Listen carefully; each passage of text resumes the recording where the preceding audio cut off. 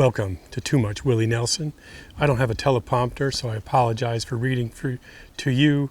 In 1978, Willie Nelson recorded his album Stardust, right behind me here. It was the best record he'd ever made, and the reverence is very well earned. It's the biggest selling record of his career, spending a full 10 years on Billboard's country album charts. The original 10-track record runs about 37 minutes. Today we are on location at the house where this album was recorded.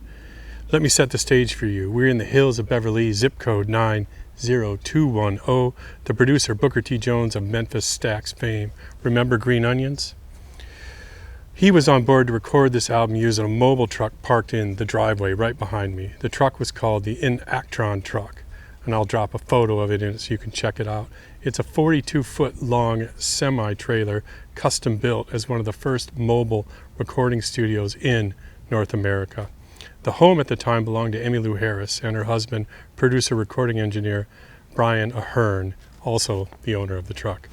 The truck now resides at the Musicians Hall of Fame and Museum in Nashville, Tennessee. They recorded in 1 week at Emmylou Harris's house in LA, Beverly Hills to be proper, with the band set up in her living room, save for Mickey Raphael, who recorded his harmonica in her bathroom. The tile gave great reverb.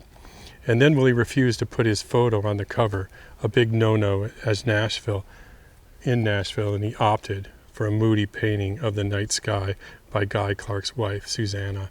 I'm sure this will read well a mile away, but I'll punch in a photo. Says Booker T. Jones, I rented this apartment in Malibu back in '76. I remember, and standing on the deck one day I saw a guy running down the beach. People always ran down on the beach in Malibu. And it looked just like Willie Nelson, closer and closer and closer. It looked more like Willie Nelson, but of course, it couldn't have been Willie Nelson running on the beach right there in front of me. But then I opened the gate to my apartment building and I thought, wait, this is crazy. That is Willie Nelson. And he came up and I waved and hollered and said hello. And then I went down to meet him. And it was Willie Nelson. He had rented an apartment right below, beneath mine. He was living right downstairs. It's difficult to fathom today, but Stardust, a collection of standards, was a risky left turn for an artist of Willie Nelson's stature, power, and magnitude. For one thing, Columbia was dead opposed to it. Outlaw country had lit the world on fire, and the execs wanted more of that. Not a bunch of songs from the 20s. Rick Blackburn, the label's head of marketing, told Willie, do Luckenbach, Texas, or some damn thing. Stay in the mood that's hot. Willie had final creative control per his contract, and he did what he pleased. Here are some picks that click from me.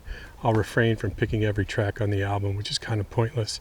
I'll take the first track, the title track, Stardust, sets the tone for the album with the subtleness of the organ within the mix. September Song, which is one of my favorite Willie Nelson tunes ever, is nothing short of a musical masterpiece.